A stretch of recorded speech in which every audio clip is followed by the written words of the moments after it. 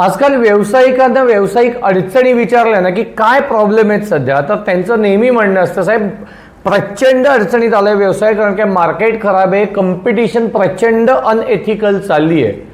पण या सगळ्या गोष्टी एक्सटर्नल आहेत ना. बिझनेस मुळात अडचणीत येतो तो इंटरनल फॅक्टर्समुळे आधी, आणि नंतर त्याचा इम्पॅक्ट एक्सटर्नल मार्केटवर व्हायला लागतो. क्रेडिट कुणी दिलं, रिकव्हरीकडे दुर्लक्ष कुणाचं झालं, होणाऱ्या खर्चांना आपण निग्लेक्ट का करत बसलो, या सगळ्या गोष्टींमुळे आपला व्यवसाय अडचणीत आलाय. कारण कॉम्पिटिशन तुमचा मार्केट शेअर कमी करू शकते की 100 क्लायंट्स पैकी 50 क्लायंट्स कॉम्पिटिशनमुळे जातील. पण सस्टेनेबल व्यवसाय जर का करायचा असेल तर आपल्याला इंटरनल सिस्टीमच आधी इम्प्रूव्ह करायच्या आहेत.